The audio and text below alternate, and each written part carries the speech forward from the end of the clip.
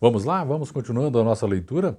A Mulher de 30 Anos, de Honoré de Balzac. Um livro excelente de alguém que conseguiu captar bem a alma feminina, relembrando esse livro e esse romance precisa ser colocado no seu momento, na sua época, porque às vezes a gente tem uma leitura com o olhar daqui, do nosso tempo, e as coisas são bem diferentes, né? Para essa pessoa, para essa personagem lá atrás, no seu tempo histórico. Vamos lá então?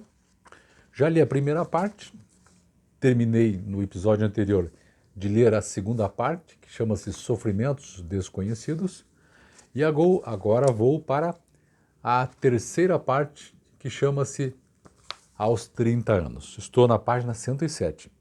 Então, vamos fazendo aqui a leitura e algumas reflexões também. Vamos lá então? Muito bem. Ó, página 107, Aos 30 Anos, terceira parte. Um moço de grande futuro e que pertencia a uma dessas casas históricas cujos nomes estarão sempre, mesmo a despeito das leis intimamente ligados à glória da França, encontrava-se no baile em casa da senhora Firmiani. Essa senhora Firmiani, aqui no contexto, cujo nome serve de título a um dos contos de Balzac, era um modelo de virtude e bondade. Então, uma pessoa que realmente está ali no conto, já foi utilizado, essa pessoa já foi utilizada, né, esse nome, num dos contos de Balzac. E ele traz novamente aqui a senhora Firmiani. Essa dama havia-lhe dado algumas cartas de recomendação para duas ou três de suas amigas em Nápoles. O senhor Carlos de Vandenesse. Esse Carlos de Vandenesse é personagem que também aparece em uma outra situação chamada Uma Estreia na Vida, onde processa o irmão Félix Vandenesse com assistência de Desroches. Mais tarde há de desposar Emília de Fontaine, a orgulhosa heroína de O Baile de Soos. Isso aqui são anotações de rodapé que eu preciso trazer para você localizar aqui. Então, esse senhor, o senhor Carlos de Vandenesse, assim se chamava o rapaz, recuperando a história, porque nós estamos acostumados com os nossos personagens, Júlia, o padre, o marido, o Vitor, né? Ou eventualmente aquele grande apaixonado que agora faleceu, o inglês, ou de repente a filha de Júlia que aparece a Helena. Agora apareceram novos personagens, gente. Um moço de grande futuro, que é esse senhor Carlos de Vandenesse, que é de uma família importante na França. Bom, esse Carlos de Vandenesse, assim se chamava esse rapaz, o rapaz, vinha agradecer-lhe e apresentar suas despedidas. Apresentar despedidas a essa senhora Firmiani. E agradecer-lhe também porque ela, vamos ver aqui ainda no nosso escrito aqui, essa senhora Firmiani, havia lhe dado a esse rapaz algumas cartas de recomendação para duas ou três de suas amigas em Nápoles. Muito bem. Então, esse rapaz veio apresentar suas despedidas e agradecer-lhe. Depois de ter desempenhado brilhantemente várias missões, Vandenesse tinha sido, havia pouco, designado para servir como um dos ministros plenipotenciários enviados ao Congresso de Laibach e queria aproveitar a viagem para estudar a Itália. Vamos pegar aqui o Congresso de Laibach, que está ali em cima, né? Em que se discutiram os meios a serem empregados contra o carbonarismo na Itália, durou de 8 de janeiro até dia 12 de maio de 1821. Há aqui outro erro de cálculo do autor do Balzac, aqui nas notas de rodapé, que neste capítulo declara ter a sua heroína 30 anos. Ora, no precedente, decorrido lá em 1820, no capítulo anterior, ou melhor, em 1823, como mostramos na nota de página 86, ela tinha 26. Então como é que agora a moça vai ter 30 anos? Aqui é uma ligeira confusão do Honoré de Balzac que não fez os cálculos direitinho. Mas vamos lá, porque o livro é muito bom, não vamos nos perder por essas pequenas dificuldades do autor. Bem, então esse Van den Ness tinha sido, havia pouco, designado para servir como um dos ministros plenipotenciários, um cara que vai só fazer um trabalho lá, enviados ao Congresso de Laibach, e queria aproveitar a viagem para estudar a Itália. Lembre-se, me parece que ele está sendo encaminhado para Nápoles. Essa festa, a festa que a senhora Firmiani estava lidando, era uma espécie de adeus às distrações de Paris e essa vida rápida, a esse turbilhão de pensamentos e prazeres que tanto se calunia, mas ao qual é tão delicioso a gente se entregar. Então esse rapaz, habituado havia 3 anos a visitar as capitais europeias e a deixá-las ao capricho de sua carreira diplomática, Carlos de Van den Ness tinha contudo pouca coisa a lamentar saindo de Paris. As mulheres já não lhe causavam impressão alguma, fosse porque encarasse uma paixão verdadeira como ocupando muito espaço na vida de um homem político, fosse porque as mesquinhas ocupações de uma galanteria superficial lhe parecessem vazias demais para um espírito forte. Todos nós temos grandes pretensões à força de espírito. Olha que sacada, que frase legal, ó. Todos nós temos grandes pretensões à força de espírito. A gente espera muito da nossa força interior, digamos assim. Vamos lá? Na França, nenhum homem, por medíocre que seja, consente em passar simplesmente por espirituoso.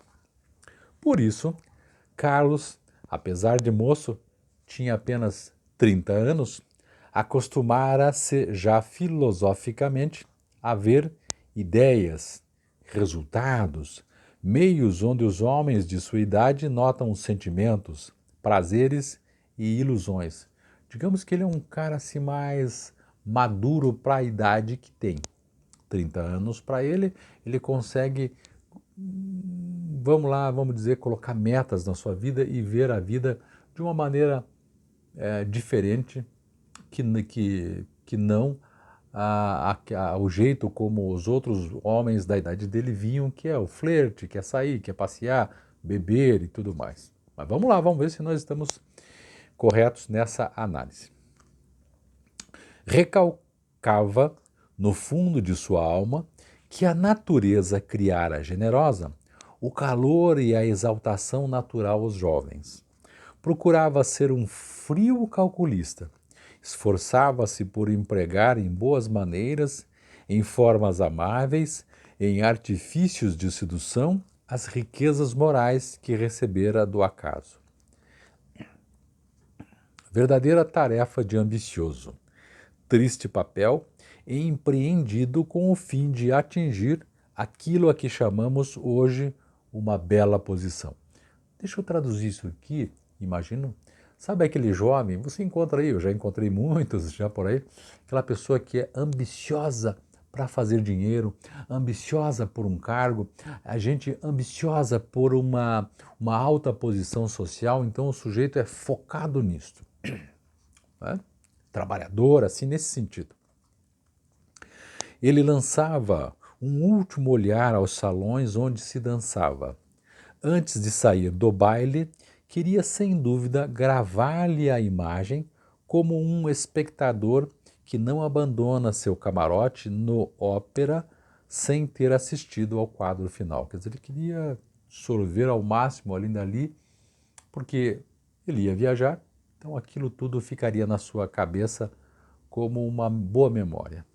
Mas, ao mesmo tempo, por um desejo fácil de compreender, o senhor de Van den Ness examinava aquele conjunto puramente francês, o brilho e as figuras risonhas daquela festa parisiense, aproximando-as em pensamento das fisionomias novas, das cenas pitorescas que o aguardavam em Nápoles, onde tencionava passar alguns dias antes de assumir seu cargo. Parecia comparar a França, tão mutável e tão sem segredos para ele, a uma terra cujos costumes e sítios apenas conhecia por informações. Informações contraditórias ou por livros, na maioria mal feitos. Algumas reflexões bastante poéticas, mas hoje já muito vulgares, passaram-lhe então pela mente e corresponderam, sem que o soubesse talvez, aos desejos secretos de seu coração, mais exigente que entediado, mais desocupado que indiferente. Página 109. Aqui estão, dizia consigo, as mulheres mais elegantes, mais ricas, mais importantes de Paris. Então veja que é uma festa, meio que de despedida para ele, onde havia, imagino pela descrição aqui, muitas mulheres ali circulando. Provavelmente também cavalheiros nesta festa desta madame. Pois bem, e ele, aqui estão as celebridades do dia, nomes famosos da tribuna, celebridades aristocráticas e literárias. Ali, artistas, acolá, homens poderosos. Toda essa turma, toda essa galera ali naqueles salões ou naquele salão, curtindo a festa. E continua com o personagem pensando. E, contudo, só vejo pequenas intrigas, amores natimortos, sorrisos que não dizem nada, orgulhos sem causa, olhares sem chama, muito espírito, mas prodigalizado sem finalidade. Sabe aquela festa? Aquela festa das aparências, como a gente vê muito por aí é aqui. Todos esses rostos brancos e corados procuram menos o prazer que distrações. Nenhuma emoção é verdadeira. Se procuramos apenas plumas bem colocadas, gases leves, lindos vestidos, mulheres delicadas, se consideramos a vida apenas como uma crosta superficial, eis aqui nosso mundo, que é aquele mundo da sociedade, não é, que a gente vê com bastante facilidade por aí. Continua ele. Contentemo-nos com essas frases insignificantes, com esses trejeitos engraçados e não peçamos um sentimento aos corações. No que me diz respeito, ele pensando, tenho horror a essas intrigas chãs que terminarão em casamentos, em subprefeituras, em recebedorias gerais ou, se tratar de amor, em arranjos secretos, tanto se envergonho de manifestar paixão. Quer dizer, a coisa arranjada, né? Um emprego público, né? Trazendo aqui para a nossa realidade.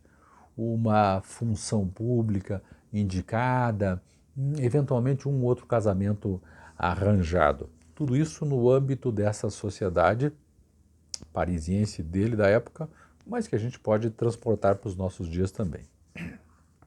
Vamos lá? Continua ele, não encontro um único desses semblantes expressivos que denunciem uma alma entregue a uma ideia ou a um remorso. Olha, a impressão que eu tenho é que ele está chegando perto, o diálogo aqui, a conversa, chegando perto da nossa personagem, a Júlia. Continuando, aqui o desgosto ou a infelicidade escondem-se vergonhosamente sob gracejos. Não vejo uma só mulher com quem deseje lutar, uma dessas mulheres que nos arrastam para o abismo. Paixão, paixão. Onde encontrar energia em Paris? Olha, Um punhal é uma curiosidade que se pendura num prego dourado que se orna com uma linda bainha.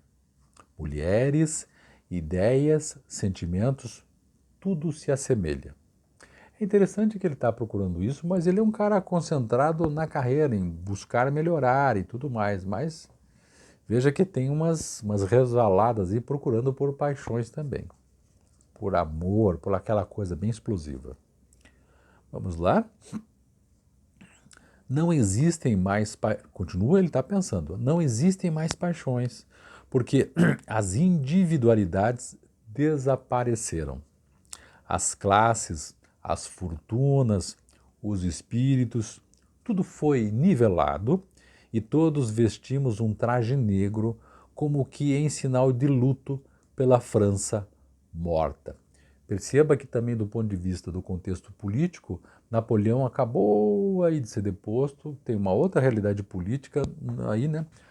Acabou em termos, mas aqui mais ou menos nessa época, então nós temos uma realidade política em que ele diz, autor aqui, a todos vestimos um traje negro como em sinal de luto pela França morta.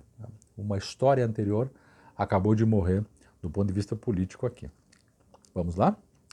Não amamos nossos semelhantes. Entre dois apaixonados é necessário diferenças a suprimir, distâncias a vencer. O encanto do amor desapareceu em 1789.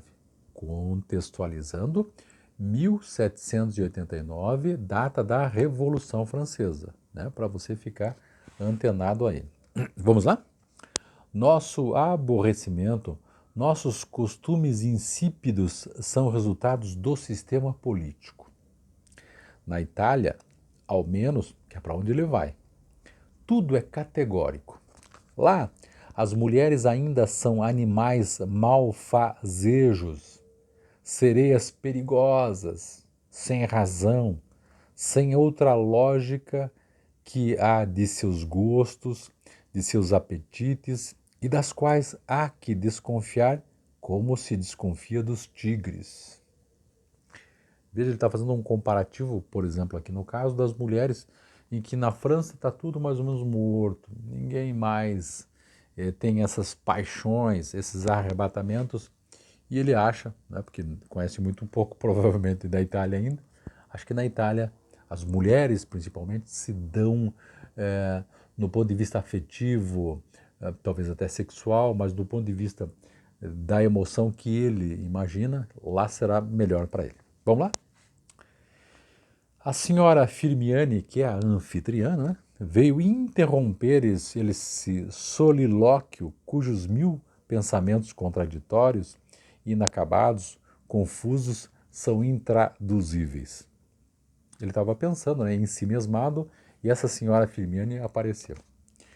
O mérito de um devaneio reside inteiramente em seu indefinido. Não é ele uma espécie de valor intelectual? Isto é, esse pensamento, às vezes os devaneios que a gente tem, não tem caminho. Tem um pensamento aqui, daqui a pouco já pula outro lá. A gente não alinhava muito as coisas quando está nesse devaneio que o autor fala aqui. Continuando, vai iniciar um diálogo aqui. Quero, disse-lhe ela, a madame, a senhora Firmiani, tomando-o do braço,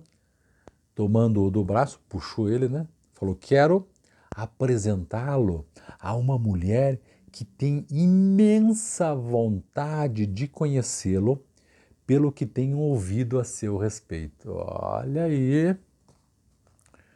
Contudo, conduziu-o a um salão contíguo, que é uma outra sala que estava junto com aquela sala onde eles estavam. Então conduziu-o a um salão contíguo, onde lhe mostrou com um gesto, tipo assim, ó, aquela lá, com um gesto, um sorriso e um olhar verdadeiramente parisienses, uma mulher sentada junto da lareira. Então imagine a lareira, tinha uma mulher sentada, esta senhora apresenta, assim, olha, com um sorriso, é aquela lá.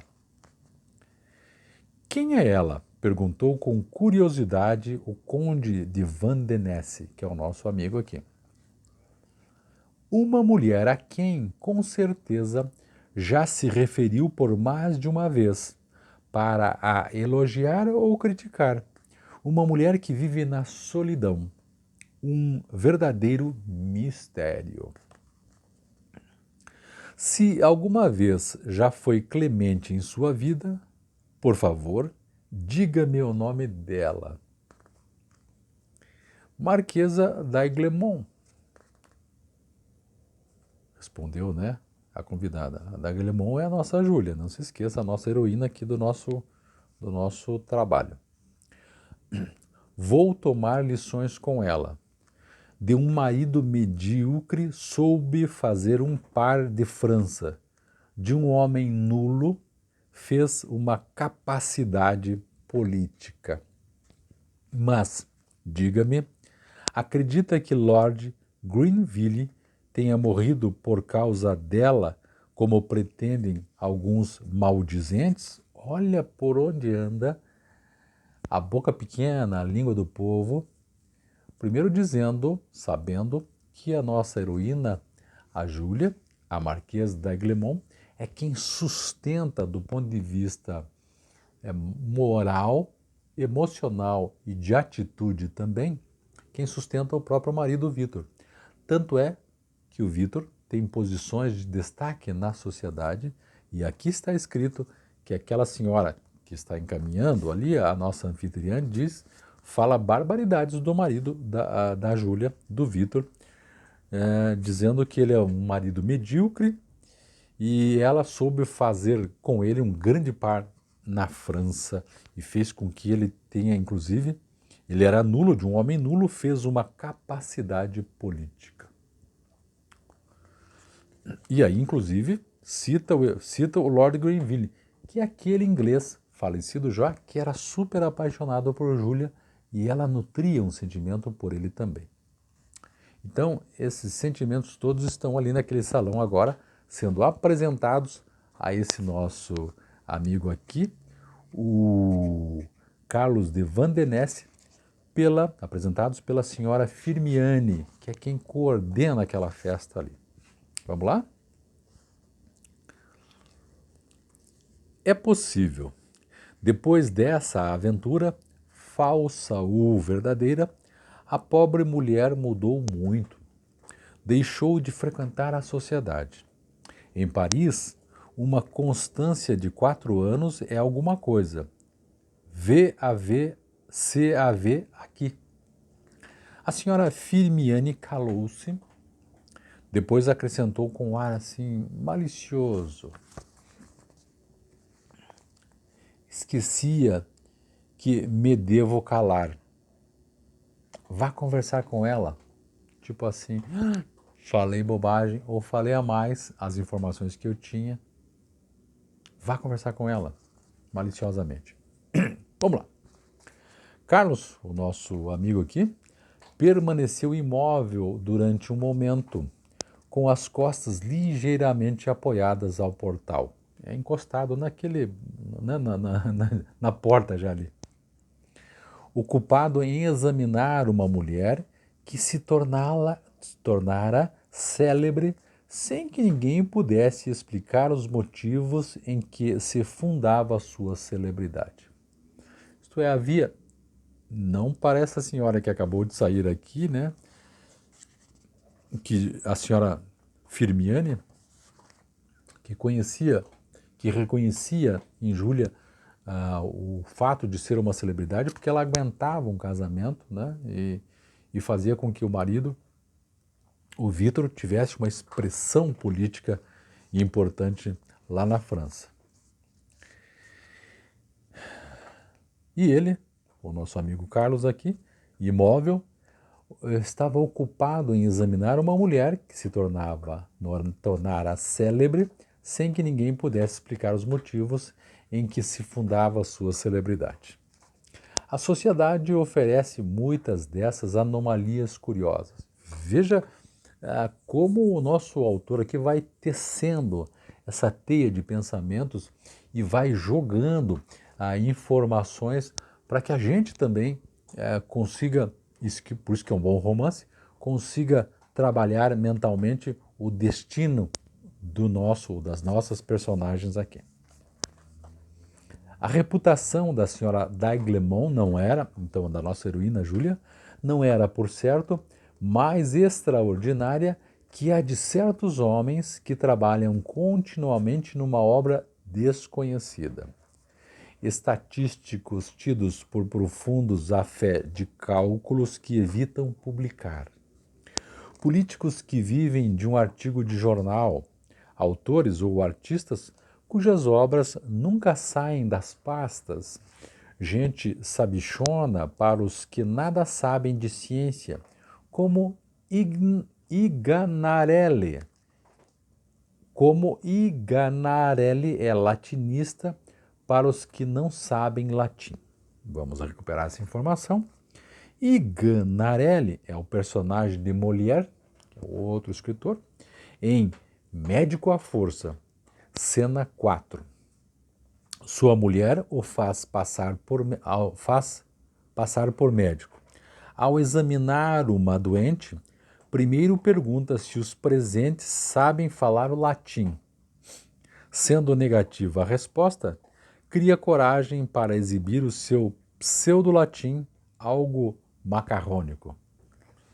Então, é aquela velha história, né? O sujeito em terra de cego, né? O cara, nesse caso aqui, o Iganarelli, que é personagem de Molière, pergunta, né, só fazendo uma digressão, vai atender alguém, como ele não é médico, né, vai atender uma pessoa e vê ali que tem muita gente esperando para ver ali o que ele vai fazer.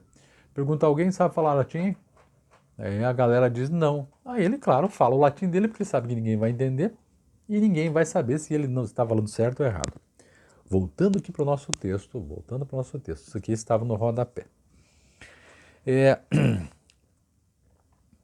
Gente sabichona para os que nada sabem da ciência, como Iganarelli é latinista para os que não sabem latim. Tudo isso para poder encaixar uma ideia de que a nossa heroína é algo que produz tanto efeito, mas ninguém a conhece direitinho. Sabe, uma coisa assim muito estranha. Homens a quem se atribui uma capacidade convencionada acerca de um ponto, seja a direção das artes, seja uma missão importante. Esta frase é admirável. A frase é a seguinte: é um especialista, parece ter sido criada para essa espécie de acéfalos políticos ou literários. Veja que construção interessante. Carlos permaneceu em contemplação mais tempo do que queria e ficou descontente por se preocupar tanto com uma mulher. Mas também a presença daquela mulher refutava os pensamentos que um momento antes haviam ocorrido ao jovem diplomata à vista do baile. Veja que ele antes estava pensando sobre que mundo fútil é esse em que essas pessoas estão vivendo. Por outro lado, essa mulher, a Júlia, suscitava nele, e naqueles pensamentos, que pessoa estranha é essa? Será que ela também joga esse jogo dessa sociedade ou não? A Marquesa, então agora a nossa personagem, Júlia, né? Nosso personagem principal, agora com 30 anos. Ah, bela balzaquiana. Com 30 anos, era bela, se bem que de formas franzinas e excessivamente delicada, como convinha a uma mulher daquele momento, né? Seu maior encanto provinha do rosto, cuja calma traía uma surpreendente profundeza de alma. Seu olhar brilhante, mas que parecia velado por constante preocupação, acusava uma vida febril e a maior resignação. Suas pálpebras, quase sempre castamente voltadas para o chão, raramente se erguiam. Se lançava olhares ao seu redor, era com um movimento triste, e dir-se-ia que reservava o fogo de seus olhos para ocultas contemplações. Por isso, todo homem superior sentia-se curiosamente atraído por aquela mulher suave e silenciosa. Se a inteligência procurava sondar os mistérios da perpétua reação que se processava nela do presente sobre o passado, da sociedade sobre a sua solidão, a alma não tinha menos interesse em se iniciar nos segredos de um coração, de certo modo orgulhoso de seus sofrimentos. Nela, aliás, nada desmentia as ideias que de início inspirava. Como a quase todas as mulheres que têm cabelos muito compridos, era pálida e perfeitamente branca. A pele, de uma finura prodigiosa, sintoma raramente enganoso, denunciava uma verdadeira sensibilidade, justificada pela natureza de suas feições, que tinham esse acabamento maravilhoso que os pintores chineses dão às suas figuras fantásticas. Seu pescoço talvez fosse um pouco longo, mas esses são os mais graciosos e dão às cabeças de mulheres vagas afinidades com as ondulações magnéticas das serpentes, né? Aquela cabeça assim, né? Dá a essas mulheres uma ondulação magnética que as serpentes têm. Veja que ele está conduzindo o leitor aqui para imaginar uma situação. Se não existisse um só dos inúmeros indícios pelos quais os caracteres mais dissimulados se revelam ao observador, bastaria examinarmos atentamente os movimentos da cabeça e as torções do pescoço, tão variadas, tão expressivas, para julgarmos uma mulher. Vamos lá, página 112 ainda. Na senhora d'Aiglemont, portanto a nossa heroína, Júlia, a indumentária estava em harmonia com o pensamento que dominava a sua pessoa. A sua roupa tinha a ver com esse conjunto todo que o autor descreveu. As tranças largas formavam no alto da cabeça um coque, ao qual não acrescentava nenhum enfeite, porque parecia ter renunciado para sempre à preocupação da aparência. Assim, nunca se lhe surpreendia nenhum desses coques, nenhum desses toques de coqueteria que prejudicam tantas mulheres. Isto é, o excesso de coques no cabelo que, segundo o autor, acabam prejudicando a beleza. Mas, por mais modesto que fosse seu traje, não lhe escondia a elegância do corpo. De resto, o luxo de seu vestido amplo consistia num corte extremamente original. E, se é permitido procurar ideias no arranjo de um tecido, pode-se dizer que as simples e numerosas pregas comunicavam-lhe uma grande nobreza. A roupa dela dava um ar de nobreza. Contudo, talvez ela traísse as indeléveis fraquezas femininas no cuidado que dedicava às mãos e aos pés. Ela tinha um cuidado com as mãos e os pés. Mas, se os exibia com algum prazer, seria difícil a rival mais maliciosa achar seus gestos afetados. tanto pareciam espontâneos ou devidos a hábitos de infância. Esse resquício de coqueteria fazia-se mesmo desculpar por uma graciosa despreocupação.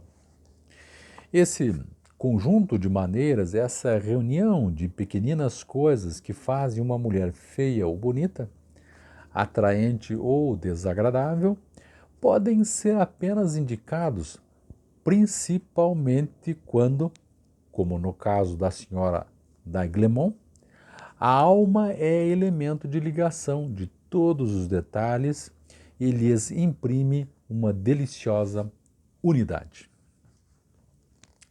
Também sua atitude harmonizava-se com o caráter do rosto e da vestimenta. Somente certas mulheres eleitas, e somente numa certa idade, sabem dar uma linguagem às suas atitudes. Isto é, a gente deve ter visto já muito, eu já vi muitas mulheres assim, há mulheres que têm uma maturidade, digamos que emocional e também intelectual, né, racional, para saber conduzir a sua beleza com os penduricalhos que as mulheres usam. Então, esse equilíbrio a nossa personagem tem muito aqui. Também sua atitude harmonizava-se com o caráter do rosto e da vestimenta. Somente certas mulheres eleitas e somente mulher numa certa idade sabem dar uma linguagem às suas atitudes. Será o pesar, será a alegria que empresta a mulher de 30 anos, a mulher feliz ou infeliz, o segredo desse eloquente comedimento? Aqui ele está, e eu quero já aproveitar, aqui a mulher de 30 anos para ele, e lembrando que aqui 30 anos, mais ou menos, para a época era metade da vida, aqui estou chutando, mais ou menos para a gente poder entender, que é uma mulher que ele diz feliz ou infeliz, ela tem esse eloquente comedimento, quer dizer, ela já é madura o suficiente, não é mais menina, né? Não faz tanto, não tem tantos arrobos, mas ela é comedida no traje, nas atitudes, na maneira como se comporta na sociedade. Veja que aqui exatamente a gente vê a mulher balzaquiana, que é um termo que se usava muito antigamente, hoje quase não se usa, um termo um pouco pejorativo. Isto aqui é a mulher balzaquiana. Isso há de ser sempre um enigma que cada um interpreta ao sabor de seus desejos, de suas esperanças ou de suas convicções. A maneira pela qual a marquesa apoiava os cotovelos nos braços da poltrona e juntava as extremidades dos dedos de ambas as mãos, parecendo com eles brincar, a curvatura do pescoço, a displicência do corpo, fatigado, mas airoso, que parecia elegantemente quebrado na poltrona, o abandono das pernas, a negligência da posição, os movimentos laços, tudo revelava uma mulher sem interesse na vida, que não conheceu os prazeres do amor, mas que com eles sonhou e que se curva sob o fardo com que a memória a atormenta. Quer dizer, ela está entregue para uma vida que não foi tão legal. Está ali jogada no sofá, mais ou menos assim, na poltrona. Uma mulher que de há muito desesperou do futuro ou de si mesma. Uma mulher ociosa que toma o vazio pelo nada. Carlos de Vandenesse admirou esse quadro magnífico, mas como o produto de um fingir mais hábil que o das mulheres comuns. Ele achou, essa mulher está fingindo, ela não é assim. Só que ela não é tão comum também. Vamos lá. Ele conhecia d'Aiglemont. Ao primeiro olhar que lançou a mulher, que nunca tinha visto, o jovem diplomata reconheceu imediatamente desproporções, incompatibilidades, para empregarmos o termo legal, por demais fortes entre essas duas pessoas para que fosse possível a marquesa amar o marido. Quer dizer, ele conhecia o D'Aiglemont, que é o marido da marquesa. Ele já sentiu, não casavam, essas pessoas não casam, não tem similitude.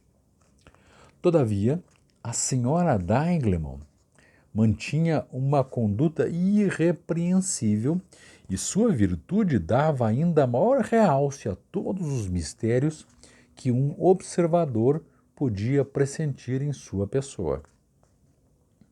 Passado o primeiro momento de surpresa, Van Denesse procurou a melhor maneira de abordar a senhora D'Aiglemont e, por um ardil de diplomacia bastante vulgar, resolveu importuná-la para ver como ela receberia uma tolice. Ele foi lá, se aproximou. Veja que riqueza de detalhes até agora. O nosso amigo aqui estava encostado ali na porta, ali, né? No batente da porta, sei lá, alguma coisa assim, e só olhando essa mulher e fazendo uma ideia de como ela era, enfim. Embora, e porque ele conhecia o marido dela. Vai iniciar um diálogo, ele vai falar para ela. Disse, senhora, disse, sentando-se junto dela, uma feliz indiscrição fez-me saber que tenho, não sei por que motivo, a aventura de ser distinguido por sua simpatia. Oh, que bacana, né? Devo-lhe tanto mais agradecimentos por jamais ter sido objeto de um semelhante favor. Relembrando, aquela senhora anfitriã da festa disse, olha, eu gostaria de te conhecer, né? E ele está aproveitando e diz, olha, que bom que você me admira, você queria me conhecer, só que usando um artifício, digamos, mais diplomáticos, né? Com as palavras mais bonitas. Devo-lhe tantos agradecimentos por jamais ter sido objeto de um semelhante favor. Por isso será responsável por um de meus defeitos. De agora em diante não poderei mais ser modesto. Para se aproximar. Continuando. Procederá mal, senhor, disse ela rindo. Deve-se deixar a vaidade àqueles que não têm outra coisa a ostentar. Estabeleceu-se assim entre a marquesa e o jovem diplomata uma palestra em que, segundo o costume, abordaram num instante uma multidão de assuntos: pintura, música, literatura, política, homens, acontecimentos e coisas. Falava-se de tudo. Depois, insensivelmente, chegaram ao assunto eterno das palestras francesas e estrangeiras: o amor, os sentimentos e as mulheres. Conversaram de tudo até que chegou o papo sobre relacionamento. Nós somos escravas. Ela, provavelmente. As mulheres são rainhas. Provavelmente ele, né? As frases mais ou menos significativas ditas por Carlos e pela marquesa podiam reduzir-se a essa simples expressão de todos os discursos presentes e futuros sobre tal assunto. Essas duas frases, em certas circunstâncias, não significarão sempre ame-me, amá-lo-ei? Senhora, exclamou com doçura Carlos de Vandenesse, faz-me lamentar profundamente ter que sair de Paris. Na Itália, por certo, não encontrarei horas tão agradáveis como esta. Encontrará talvez a felicidade, e ela vale mais que todos os pensamentos brilhantes, verdadeiros ou falsos, que se dizem todas as noites em Paris. Antes de cumprimentar a marquesa, Carlos obteve permissão para ir lhe apresentar suas despedidas. Sentiu-se muito feliz por ter dado ao seu pedido um cunho de sinceridade.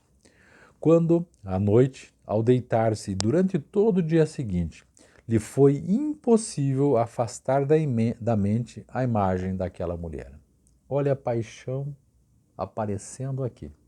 Quem já se apaixonou, como muita gente, eu também, a gente sente já no ar o encaminhamento desta paixão. O nosso amigo acabou de conversar com a moça, já não consegue nem dormir direito pensando nela.